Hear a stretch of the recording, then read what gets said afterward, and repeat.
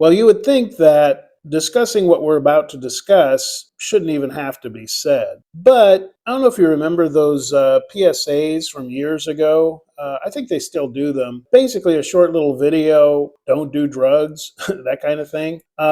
Sadly, the people that need that advice the most probably aren't going to listen to it, and likely no different today. Now, what I'm talking about is guys who date crazy women. Now, there are guys who do this because they can't spot a crazy woman. They don't know one when they cross paths with one. They just think, oh, well, she's cute and she's fun, and that should be enough. And then they plunge in. Maybe they, again, haven't dated for years and come to the Philippines or anywhere, Thailand, anywhere, and they come across a crazy woman. And again, they just don't think, they don't know any better. They should. They should be able to identify a crazy woman when they see one, but they can't. And then they just go ahead and follow the primrose path that these women lead them on. And next thing you know, they're broke, they're brokenhearted, or some other combination of the two. And if they're lucky, they won't end up in jail. The other group of guys that get involved with crazy women are the guys that know better, but it's just too tempting to walk away from. Let's say that they're at a nightclub or whatever, and it might not be a nightclub. It might be that they met them online and then met them in person.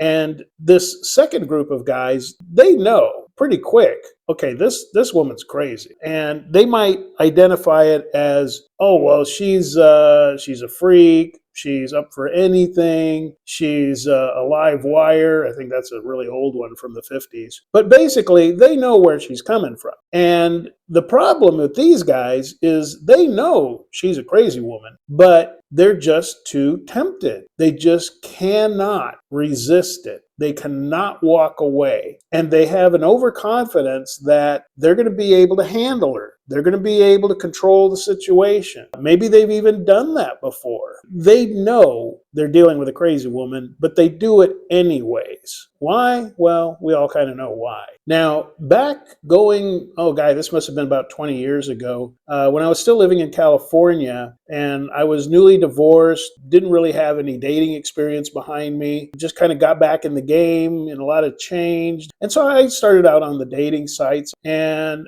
I came across this woman who on her profile seemed like a good candidate to at least go on a date with. And it turned out to be that, and I'm not just throwing this phrase around glibly, she actually was diagnosed by her own self-admission as a manic bipolar person. So she was on medication, I believe it was lithium. And so she was on this medication when I met her, and she was also on like what they call like their up cycle. So she just seemed like the most outgoing, friendly, kindest, love-bombing person you'd ever want to meet. So I started dating her, and long story short, she came into her down cycle. She convinced herself, well, she doesn't need lithium anymore because now she's found the person she's going to be in love with, and love will fix everything. So she stopped taking her medication. As you can imagine, my life became a living hell. If you've ever dealt with a manic bipolar person, I'm telling you, they will push you to limits you didn't know you had. So obviously I broke up with her. That came with a whole lot of drama. I mean, it took a lot to scrape her out of my life. Believe me, that's a very abbreviated version. It got really bad. So eventually I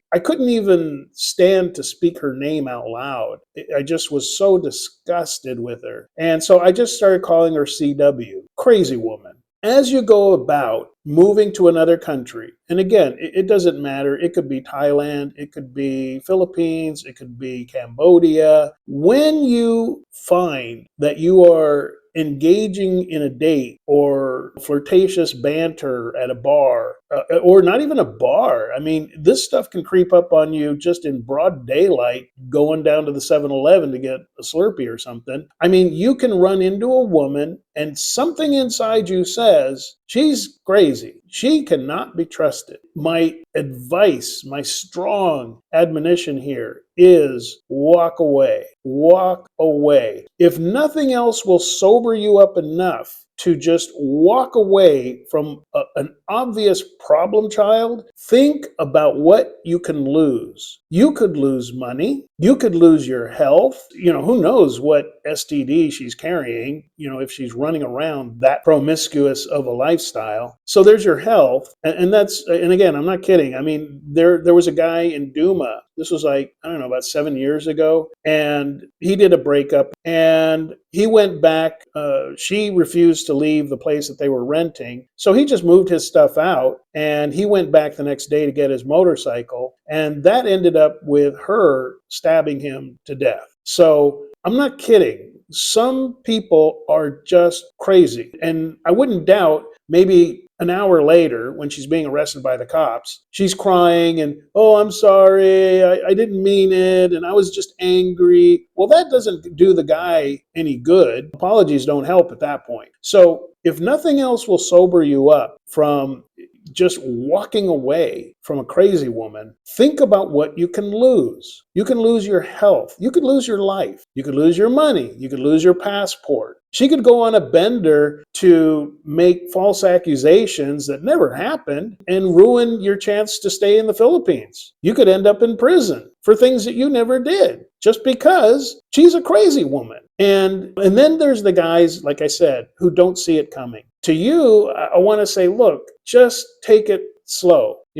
Just if there's something that doesn't seem right with the woman, take it even slower. Don't take her to your condo that you're renting or your apartment, because now she'll know where you live. When things go south, she's going to know how to harass you. Really, I can't emphasize this enough. I have talked to too many guys who have had to deal with high drama, false accusations, so many things. And then, you dig through either YouTube or you dig through Google, the news section, and you find some guy who, like for instance, there was this was way back around 2013. I had just moved to the Philippines a year earlier. And I read about this guy from the UK and first time to Thailand. And he goes ahead and, he's all happy. He's got his room. He's got his backpack. He's got his suitcase. And it gets dark. So he decides to go down to the main red walking street district and just have himself a really great time because he'd heard so many stories. Well, he ends up bringing home this hooker and has his way with her.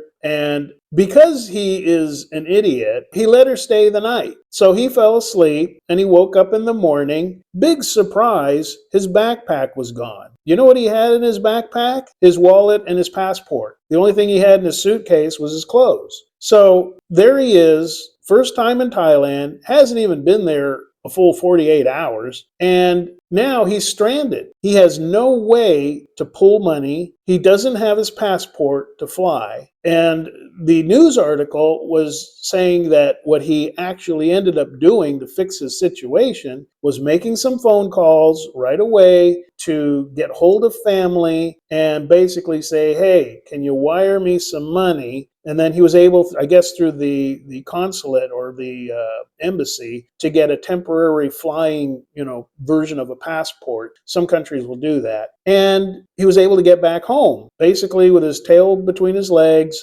totally screwed up right away. Why? Because in my definition, a crazy woman is a woman that will screw you over and gut you like a fish for her benefit. She doesn't have to necessarily be clinically insane or anything. And all it has to be is simply a woman that will gut you for her benefit. You think that hooker cared that he was going to be stranded, that he might starve? She didn't care.